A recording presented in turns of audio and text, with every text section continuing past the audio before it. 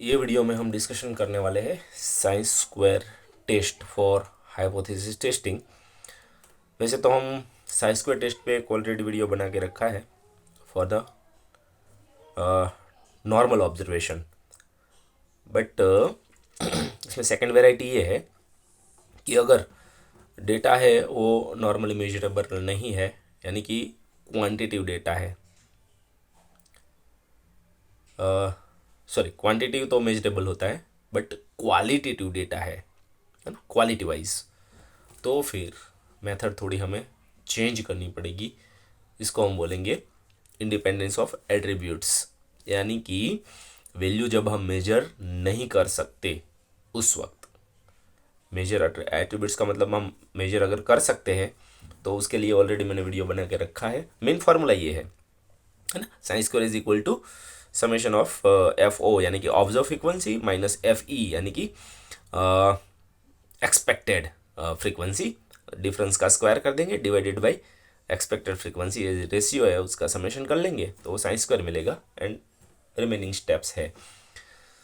Okay so वो अगर अभी तक आपने नहीं देखा है तो वो पहले देख लेना, क्योंकि ये साइंस स्क्वायर टेस्ट की सेकंड वेराइटी है। और भी वेराइटी है बट वो हम नेक्स्ट वीडियो में बात करेंगे, ठीक है। सो अभी हम जो डिस्कशन करने वाले हैं वो सेक्शन है इंडिपेंडेंस ऑफ एट्रीब्यूट्स, यानी कि हम वैल्यू जब मेजर नहीं कर सकते, करेक्टली मेजर नहीं कर सकते, उस वक्त साइंस स्क्वायर टेस्ट हेल्प कर कैसे हेल्प करेगी हमें हाइपोथेसिस को टेस्ट करने के लिए, ठीक है। ओके सो आगे जाने से पहले यस, अभी तक अगर आप लोगों ने चैनल को सब्सक्राइब नहीं किया है तो सब्सक्राइब जरूर कर लेना और मैक्सिमम लाइक एंड शेयर करना, ठीक है। सो ये केस कब हैपन होगा, ये केस कब हमें यूजफुल होगा? Sometimes we have to deal with attributes, यानी कि क्वालिटी, है ना, qualitative characters which can not be measure accurately, obviously, है ना। उसको हम मेजर नहीं कर सकते जब क्वालिटी वाइज है। फॉर एग्जांपल हम क्लेवर है ना, कोई बच्चा क्लेवर है, वो मेजर कर रहे हैं उसके हाइट के साथ, है ना, तो हाइट तो मेजर कर सकते बट क्लेवर कैसे मेजर करोगे? या उसकी जो आईक्यू है ना, क्लेवरनेस है, वो उसके आई के कलर के साथ कैसा रिलेशन रखती है या हेयर कलर के साथ कैसा रिलेशन रखती है, ऐसा कुछ हम हाइपोथेसिस टेस्ट करने जा रहे हैं, है ना। तो eye colour, hair colour, cleverness, ये सारे क्वालिटेटिव डेटा हो गया, उसको हम करेक्टली मेजर नहीं कर सकते, एक्यूरेटली मेजर नहीं कर सकते।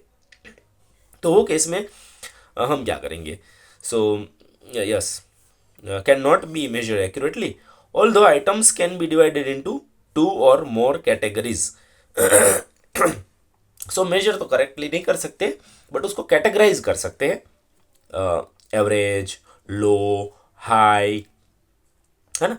सो जनरली पॉजिटिव वे और नेगेटिव वे, दो कैटेगरी में तो हम आराम से डिवाइड कर ही सकते हैं, कोई भी डेटा क्यों ना हो, बट समटाइम्स हम उसको ज़्यादा कैटेगरी में भी रिप्रेजेंट कर सकते हैं, डिपेंड्स कि किस टाइप का डेटा हम ऑब्जर्व कर रहे हैं, ठीक है।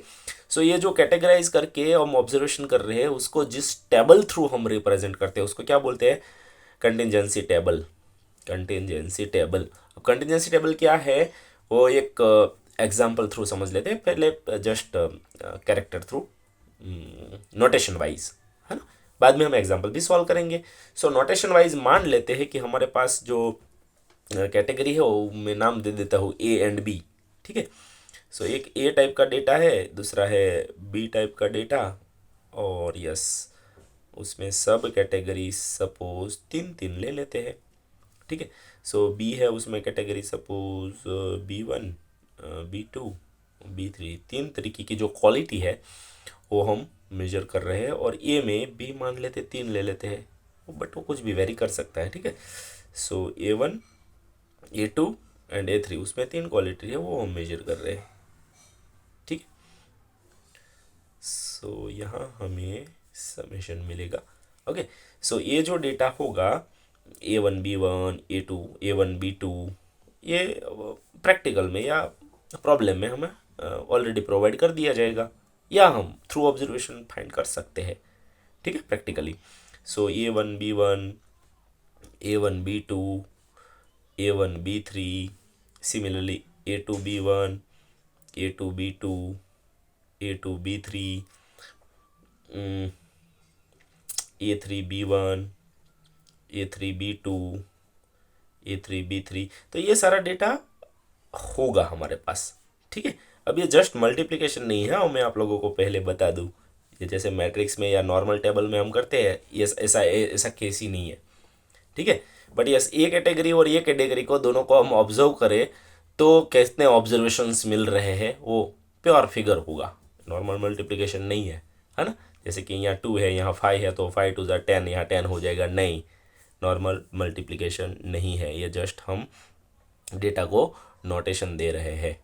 ठीक है, ऑब्वियसली। और यहाँ हम जब अब इसका ये तीनों का एडिशन करेंगे तो समेशन ऑफ A1 मिल जाएगा, समेशन ऑफ A1 यहाँ मिलेगा, ये इसका एडिशन करेंगे तो समेशन ऑफ A2 मिलेगा, और इसका एडिशन करेंगे तो यहाँ समेशन ऑफ A3 मिलेगा, यानी कि यहाँ हम टोटल फाइंड कर सकते हैं।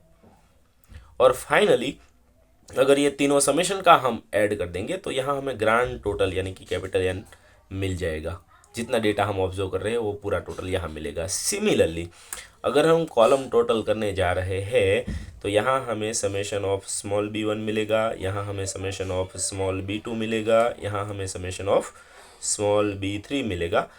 सो यहाँ भी बेसिकली तो हमें टोटल ही मिल रहा है, बट उसका ग्रांड टोटल करेंगे तो n अगेन मिल जाएगा।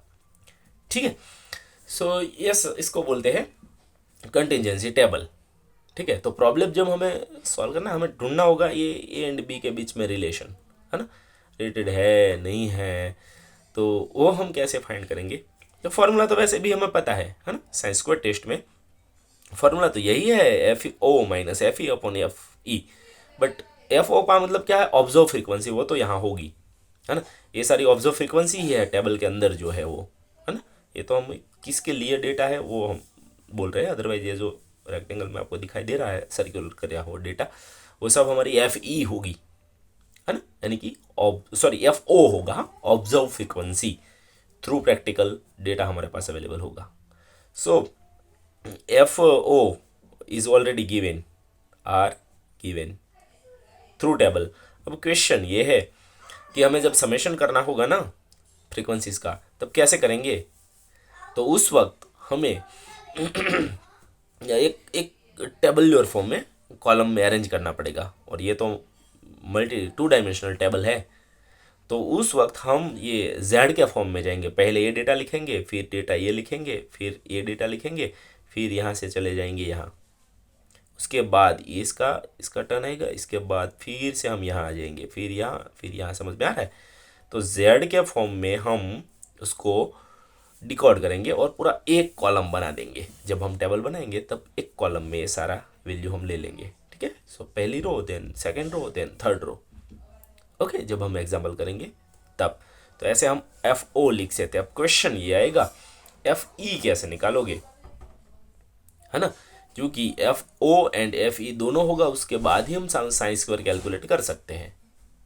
ठीक है, तो एफ ई निकालने की फॉर्मूला क्या है वो मैं जस्ट यहाँ लिख देता हूँ, and we have to calculate F E यानी कि एक्सपेक्टेड फ्रीक्वेंसी। कैसे मिलेगी, रो टोटल, जिस एंट्री के लिए हम कैलकुलेशन करना चाहते हैं उसका हमें पहले क्या लेना है, रो टोटल, उसका मल्टीप्लिकेशन करना है कॉलम टोटल के साथ, इसका मल्टीप्लिकेशन करेंगे कॉलम टोटल के साथ, और डिवाइडेड बाय करेंगे हम grand total n, grand total, चल। ओके, इसको अगर लिखना है तो हम जो रो टोटल होगा वो समेशन ए आई समेशन ए जे लिखा है, सो मैं ए आई लिख देता हूँ, है ना, समेशन ऑफ ए आई लिख देता हूँ, और इसका मल्टीप्लिकेशन करें कॉलम टोटल को हमने समेशन ऑफ बी लिखा है, इसलिए मैं समेशन बी जे बोल देता हूँ, क्योंकि ज़रूरी नहीं है कि दोनों सेम हो। सो यहाँ 1 है, यहाँ 2 है, 1 है, 1 है, 3 है, कुछ भी हो सकता है कॉम्बिनेशन, इसलिए मैंने यहाँ आई लिखा है, यहाँ जे लिखा है। ठीक है, और डिवाइडेड बाय ग्रांड टोटल तो हमारा एन ही होगा, एन। ठीक है, सो ऐसे हर एक एफ ओ के लिए हम एफ ई निकाल सकते हैं। तो जब एग्जाम्पल करेंगे तब इसको पहले तो हम एक कॉलम में लिख देंगे सारा डेटा एफ ओ का, फिर एफ ई का हर एक डेटा के रिलेटेड वैल्यू डाल के हम कैलकुलेशन करेंगे। F O and F E मिल जाने के बाद डिफरेंस ले लेंगे, फिर उसका स्क्वायर ले लेंगे, फिर रेशियो ले लेंगे और फाइनली हम समेशन कर देंगे। ठीक है, बट वो तो टेबल में से सारा डेटा मिल जाएगा। फिर जो 5 स्टेप प्रोसीजर है वो।